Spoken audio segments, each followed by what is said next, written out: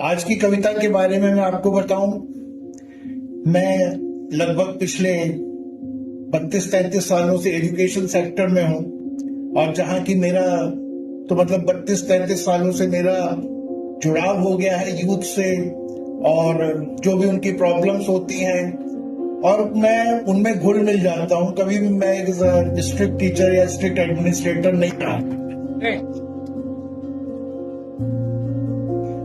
मैंने अपने जीवन के लगभग 30 वर्षों से भी ज्यादा समय उन युवाओं के साथ बिताया है जो रोज अपने भीतर सपनों की चिंगारी लेकर दुनिया की बेरहम हवा से लड़ते हैं। वो मेरे स्टूडेंट्स भी थे, वो मेरे फ्रेंड्स भी थे, वो मेरे बच्चे भी थे और अक्सर मैं उनमें खुद को देखता था। तो इस कविता को लिखते समय मैंने सिर्फ कलम नहीं चलाई, मैंने हर उस युवा की धड़कन को सुना जो इंटरव्यू से लौट कर आने के बाद चुपचाप छत की ओर ताकता है। हर उस दोस्त की पीठ पर हाथ रखा जो कहता है यार इस बार भी कुछ नहीं हुआ। इसलिए आज भले आवाज मेरी है, उम्र मेरी है, अनुभव मेरा है, पर जो आज बोलेगा वो एक युवा है। एक ऐसा युवा जो हर रोज जॉब पोर्टल पर लॉगिन करता है, एक ऐसा युवा जो सपने देखता है, ठुकराए लगाता है, हारा नहीं है, बस थोड़ा थका हुआ है। उसका दर्द है जब उसके रिज्यूमे में उसके ग्रेड नहीं, उसके पापा की सैलरी देखी जाती है।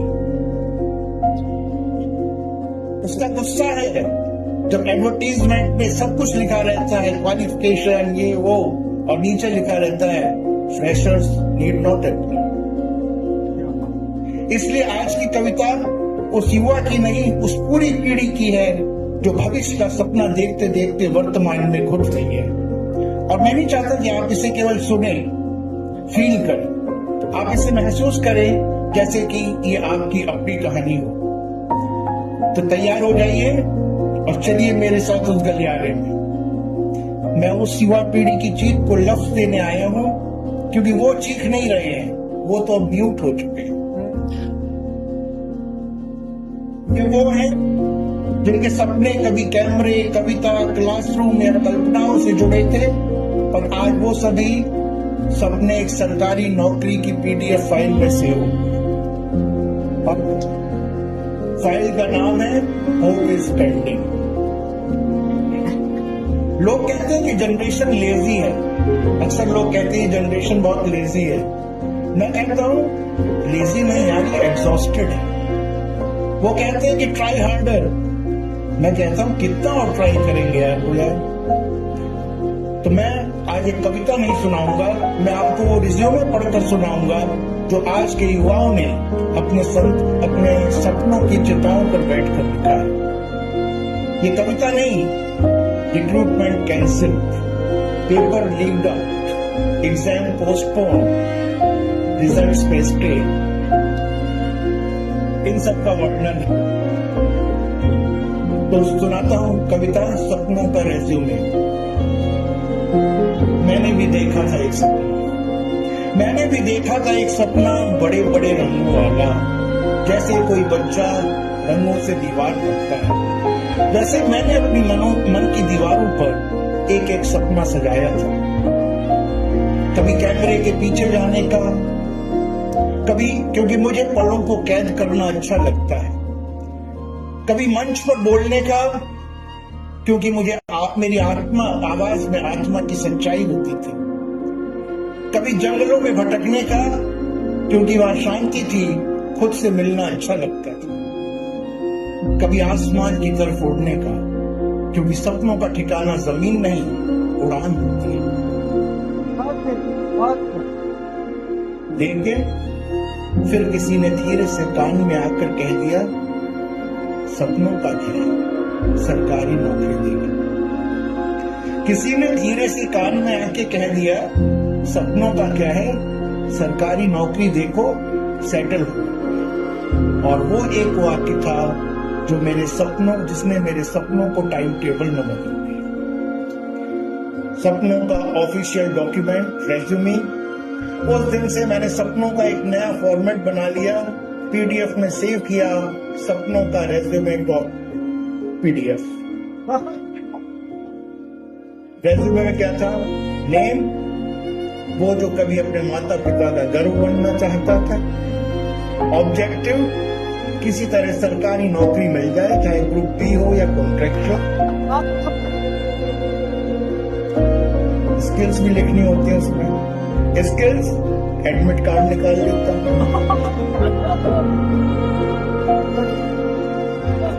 कोचिंग के नोट्स छांट लेता हूँ और मॉक टेस्ट में 0.33 की नेगेटिव बता लेता हूँ।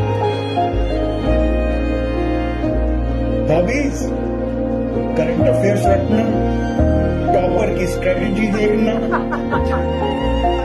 और टेलीग्राम से 300 प्लस पेज की पीडीएफ डाउनलोड। अचीवमेंट्स, प्री 5 बार क्वालिफाइड, नेम्स 2 बार दिया, इंटरव्यू 1 बार पहुंचा, फाइनल सिलेक्शन सपना है। अब सपनों की जगह रणनीति है।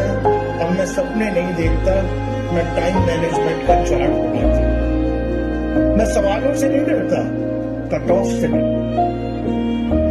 अब तो ये भी याद नहीं कि मैं आखिरी बार कब खुलकर हंसा था।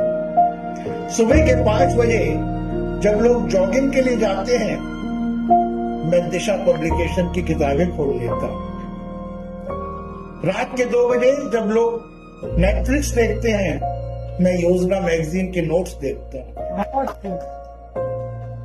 सिलेक्शन, ये तो अब सिर्फ एक सपना है।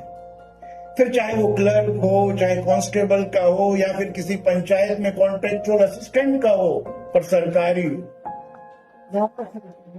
बस सरकारी नौकरी मिल जाए, सरकारी टैग लग जाए तो मोहल्ले में मान सम्मान बढ़ जाए। क्योंकि सिलेक्शन अब अचीवमेंट नहीं, सिलेक्शन अब आइडेंटिटी हो चुका है। अच्छा, और उन पुराने सपनों का क्या हुआ? वो लड़का जो बचपन में कविता लिखता था, अब ऐसे में वाटर हार्वेस्टिंग रट रहा है। वह लड़की जो रंगों से जिंदगी बनाती थी, अब जीएस की मोटी किताबों में खो गई है। और वो जिस दोस्त जो गिटार बजाकर लोगों का दिल जीतता था, अब आरआरबी का सिलेबस रट रहा है। लाइफ अब लॉग इन आईडी है। हम वो पीढ़ी हैं जिसकी life is equal to log in ID plus password बन चुकी। ऑनलाइन फॉर्म भरते भरते हम ऑफलाइन हो गए हैं। हर दिन नया नोटिफिकेशन, नई डेडलाइन। हमारी सुबह ऑनलाइन होती है और रात ऑफलाइन एंजाइटी से गुजरती है। जब समाज ताना मारता है तो इतना पढ़ता है, नौकरी क्यों नहीं लगी? तो ये वाक्य हजारों रातों की नींद उड़ा देता है। तब मन करता है पूछूं, तू हर सुबह उठता है, तुम्हें जिंदगी मिल गई क्या? अरे हमारी मेहनत तो असफलता की पहचान बन चुकी है। हम सिस्टम से नहीं, खुद से हार रहे हैं।